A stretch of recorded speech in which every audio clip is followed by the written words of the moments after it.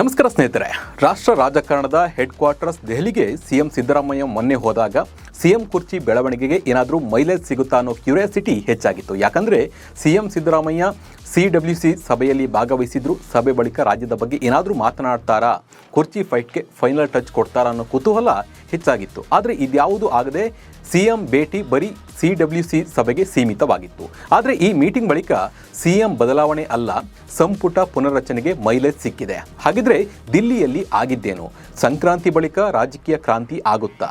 ಸಂಪುಟ ಪುನರ್ರಚನೆ ಬಗ್ಗೆ ಆಗ್ತಿರುವ ಬೆಳವಣಿಗೆ ಏನು? ಯಾರೆಲ್ಲ ಸಂಪುಟದಿಂದ ಔಟ್ ಆಗ್ತಾರೆ, ಹಾಗೆ ಇನ್ ಆಗ್ತಾರೆ? ಮಾರ್ಚ್, ಏಪ್ರಿಲ್, ಮೇನಲ್ಲಿ ಆಗೋ ಬೆಳವಣಿಗೆ ಏನು? ಜಾತಿ ಸಮೀಕರಣದ ರಿಪೋರ್ಟ್ ಬಂದ ಮೇಲೆ ಏನೆಲ್ಲ ಆಗುತ್ತೆ ರಾಜ್ಯದಲ್ಲಿ? ಇದ್ರ ಬಗ್ಗೆ ಕಂಪ್ಲೀಟ್ ಆದ ಮಾಹಿತಿಯನ್ನು ನಿಮಗೆ ನೀಡ್ತಾ ಹೋಗ್ತೀನಿ. ನಾನು ನಿಮ್ಮ ಶಿವರಾಜ್ ಬಾಣಂಕಿ. ನೀವು ಸುದ್ದಿ ಅನ್ನದ ಸಬ್ಸ್ಕ್ರೈಬರ್ ಆಗೋದನ್ನು ಮರಿಬೇಡಿ. ನಮ್ಮ ರಾಜ್ಯದ ಸಿಎಂ ಸಿದ್ದರಾಮಯ್ಯ 2 ದಿನಗಳ ಹಿಂದೆ ಡೆಲ್ಲಿಗೆ ಹೋಗಿದ್ರು. ಸಿಎಂ ಸಿದ್ದರಾಮಯ್ಯ ಹೈಕಮಾಂಡ್ ಭೇಟಿಯಾಗಿ ಸಿಎಂ ಕುರ್ಚಿ ಕಿತ್ತಾಟಕ್ಕೆ ತೆರೆ ಎಳಿತಾರೆ ಅಂತ ಕೂಡ ಎಲ್ಲರೂ ಕೂಡ ಅಂದ್ಕೊಂಡಿದ್ರು. ಆದರೆ ಅಲ್ಲಿ ಏನೂ ಕೂಡ ಆಗಿಲ್ಲ. ಆದರೆ ಸಿದ್ದರಾಮಯ್ಯ ಭೇಟಿ ಬಳಿಕ ಸಂಕ್ರಾಂತಿ ಬಳಿಕ ವಿಶೇಷ ಇರೋದು ಪಕ್ಕಾ ಆಗಿದೆ. CWC ಸಭೆಯಲ್ಲಿ ಸಿಎಂ ಸಿದ್ದರಾಮಯ್ಯ AICC ಪ್ರಧಾನ ಕಾರ್ಯದರ್ಶಿ KC ವೇಣುಗೋಪಾಲ್ ಅವರೊಂದಿಗೆ ಚರ್ಚೆಯನ್ನು ನಡೆಸಿದ್ರು.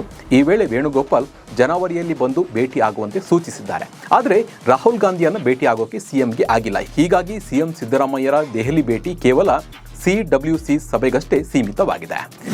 ಸಂಕ್ರಾಂತಿ ನಂತರ ಸಂಪುಟ ಪುನರ್ರಚನೆ ಫಿಕ್ಸ್ ಆಗುತ್ತಾ?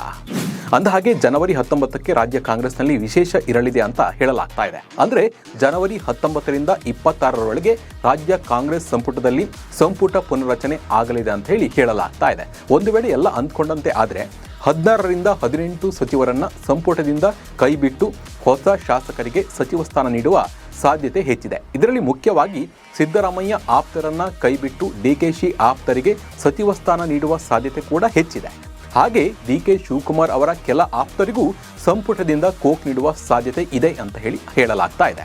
ಸಂಪುಟ ಪುನರ್ರಚನೆಯಲ್ಲಿ ಚಲುವರಾಯಸ್ವಾಮಿ, KH ಮುನಿಯಪ್ಪ, K ವೆಂಕಟೇಶ್, ಬೀದರ್ನ ರಹೀಂ ಖಾನ್, ಜಮೀರ್ ಅಹ್ಮದ್ ಖಾನ್ರನ್ನು ಕೂಡ ಸಂಪುಟದಿಂದ ಕೈಬಿಡುವ ಸಾಧ್ಯತೆ ಇದೆ.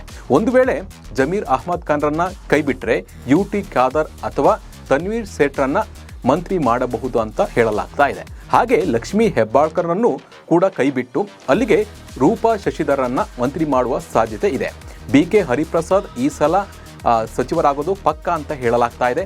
ಇವರಿಗೆ ಈಡಿಗ ಕೋಟದಲ್ಲಿ ಶಿಕ್ಷಣ ಸಚಿವರಾಗಿರುವ ಮಧು ಬಂಗಾರಪ್ಪನ್ನ ಕೈಬಿಟ್ಟು ಆ ಸ್ಥಾನವನ್ನು BK ಹರಿಪ್ರಸಾದ್ಗೆ ಕೊಡುವ ಸಾಧ್ಯತೆ ಕೂಡ ಇದೆ.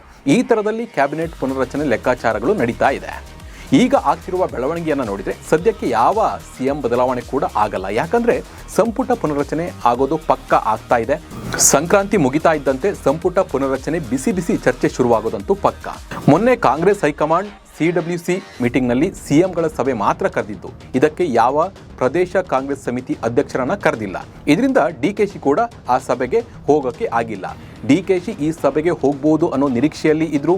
ಒಂದು ವೇಳೆ ಹೋಗಿದ್ರೆ ರಾಹುಲ್ ಗಾಂಧಿ ಅವರನ್ನ ಭೇಟಿಗೆ ಇವರಿಗೆ ಅವಕಾಶ ಸಿಗ್ತಾ ಇತ್ತು. ನನ್ನ ಯಾವಾಗ CM ಮಾಡ್ತೀರಾ ಅಂತ ಕೇಳುವ ಅವಕಾಶ ಕೂಡ DKCಗೆ ಸಿಗ್ತಾ ಇತ್ತಾ ಏನೋ. ಆಗ ರಾಹುಲ್ ಗಾಂಧಿನೇ ಏನೋ ಒಂದು ಭರವಸೆ ಕೊಡ್ತಾ ಇದ್ರು. ಆ ಭರವಸೆಯಿಂದ DKC ಸಮಾಧಾನ ಆಗ್ತಾ ಇದ್ರು. ಆದರೆ DKC ಅಂದುಕೊಂಡಂತೆ ಆಗಿಲ್ಲ. DKC ಕಾಣ್ತಿರುವ ಕನಸುಗಳು ಕೂಡ ನನಸಾಗ್ತಾ ಇಲ್ಲ. ಆ ಬೇಸರ ಕೂಡ DKC ಅವರನ್ನ ಕಾಡ್ತಾ ಇದೆ. ಸದ್ಯಕ್ಕೆ ಮುಖ್ಯಮಂತ್ರಿ ಬದಲಾವಣೆ ಮುನ್ಸೂಚನೆ ಸಿಗ್ತಾ ಇಲ್ಲ. ಹೀಗಾಗಿ ಹೈಕಮಾಂಡ್ ಕೂಡ ಸಂಪುಟ ಪುನರ್ರಚನೆ ಬಗ್ಗೆ ಹೆಚ್ಚು ಆಸಕ್ತಿ ತೋರಿಸಿದಂತೆ ಕಾಣ್ತಾ ಇದೆ. ಕೆಲ ದಿನಗಳ ಹಿಂದೆ ಈ ಬಗ್ಗೆ ಮಾತನಾಡಿದ ಮಲ್ಲಿಕಾರ್ಜುನ್ ಖರ್ಗೆ ಕೂಡ ಸಿಎಂ ಬದಲಾವಣೆ ಬಗ್ಗೆ ಹೈಕಮಾಂಡ್ ಯಾವುದೇ ಗೊಂದಲ ಸೃಷ್ಟಿ ಮಾಡಿಲ್ಲ ಅಂತ ಹೇಳಿದ್ರು. ಅಂದ್ರೆ ಇಲ್ಲೇ ಗೊತ್ತಾಗುತ್ತೆ, ಒಂದು ವೇಳೆ 2.5 ವರ್ಷಕ್ಕೆ ಅಧಿಕಾರ ಬಿಟ್ಕೊಡ್ಬೇಕೆಂದು ಒಪ್ಪಂದ ಆಗಿದ್ರೆ ಗೊಂದಲ ಅಂತ ಹೇಳ್ತಾ ಇದ್ರು. ಯಾಕಂದ್ರೆ ಹೈಕಮಾಂಡ್ ಮಟ್ಟದಲ್ಲಿ ಅದು ಒಪ್ಪಂದ ಆಗಿರುತ್ತೆ, ಅದು ಹೈಕಮಾಂಡ್ ಗೊಂದಲ ಅಂತಾನೆ ಹೇಳ್ತಿದ್ರು. ಆದರೆ ಅವರು ಹಾಗೆ ಹೇಳಿಲ್ಲ, ಹೈಕಮಾಂಡ್ ಗೊಂದಲವನ್ನು ಸೃಷ್ಟಿ ಮಾಡಿಲ್ಲ. ಇದೆಲ್ಲ ಸ್ಥಳೀಯ ನಾಯಕರು ಮಾಡಿದ್ದು ಅಂತ ಮಲ್ಲಿಕಾರ್ಜುನ್ ಖರ್ಗೆ ಅವರು ಹೇಳಿದ್ರು. ಅಂದ್ರೆ ಒಪ್ಪಂದ ಆಗಿದ್ರು ಅದಕ್ಕೆ ಹೆಚ್ಚು ಮಹತ್ವ ಇಲ್ಲ ಅನ್ನೋ ರೀತಿಯಲ್ಲೇ ಖರ್ಗೆ ಅವರು ಮಾತನಾಡಿದ್ದಾರೆ. ಹೀಗಾಗಿ ಬಹುತೇಕ ಕ್ಯಾಬಿನೆಟ್ ಪುನರ್ರಚನೆ ಫಿಕ್ಸ್ ಆಗೋದು ಅಂತಾನೆ ಹೇಳ್ಬೋದು. ಇನ್ನು ಸಂಪುಟ ಪುನರ್ರಚನೆ ಆದರೆ ಸಿಎಂ ಆಗಿಯೇ ಸಿದ್ದರಾಮಯ್ಯ ಮುಂದಿನ 2.5 ವರ್ಷ ಕಂಟಿನ್ಯೂ ಮಾಡ್ತಾರೆ ಅಂತ ಹೇಳೋದಕ್ಕೆ ಆಗಲ್ಲ. ಒಂದು ವೇಳೆ ಬದಲಾವಣೆ ಆದರೂ ಕೂಡ ಅದು ಮೇ ನಂತರ ಅಂತಾನೆ ಹೇಳ್ಬೋದು. ಮಾರ್ಚ್ನಲ್ಲಿ ಬಜೆಟ್ ಅಧಿವೇಶನ ನಡೆಯುತ್ತೆ, ಈ ವೇಳೆ ನಡೆಯಲ್ಲ, ಬದಲಾವಣೆ ಆಗಲ್ಲ. ಇದೇ ವೇಳೆ ಕೇರಳ ಮತ್ತು ತಮಿಳುನಾಡಿನ ವಿಧಾನಸಭಾ ಎಲೆಕ್ಷನ್ ಡೇಟ್ ಕೂಡ ಅನೌನ್ಸ್ ಆಗಬಹುದು. ಹಾಗೆ ಇದೇ ಸಮಯದಲ್ಲಿ ರಾಜ್ಯ ಸರ್ಕಾರಕ್ಕೆ ಹಿಂದುಳಿದ ವರ್ಗಗಳ ಆಯೋಗದ ಮೂಲಕ ನಡೆಸಿರುವ ಜಾತಿ ಸಮೀಕ್ಷೆಯ ರಿಪೋರ್ಟ್ ಕೂಡ ಸರ್ಕಾರದ ಕೈ ಸೇರುವ ಸಾಧ್ಯತೆ ಇದೆ. ಇದು ಸರ್ಕಾರದ ಕೈ ಸೇರಿದ ಮೇಲೆ ರಾಜ್ಯದಲ್ಲಿರುವ ಜಾತಿ ಸಮೀಕರಣದ ಬಗ್ಗೆ ಅಧಿಕೃತವಾಗಿ ಏರುಪೇರು ಆಗುತ್ತೆ. ಅಂದರೆ ಅಹಿಂದ ವರ್ಗಗಳ ಶಕ್ತಿ ಸ್ಪಷ್ಟ ರೂಪವನ್ನು ಪಡೆದುಕೊಳ್ಳುತ್ತೆ. ಆಗ ಅದು ಸಿಎಂ ಕುರ್ಚಿಯನ್ನು ಅಂದರೆ ಸಿದ್ದರಾಮಯ್ಯರ ಕುರ್ಚಿಯನ್ನು ಗಟ್ಟಿ ಮಾಡುತ್ತೆ. ಡಿಕೆಶಿ ಸಿಎಂ ಕನಸು ಮತ್ತೆ ಮುಂದಕ್ಕೆ ಹೋಗುತ್ತೆ ಅಂತಲೇ ಹೇಳ್ಬೋದು.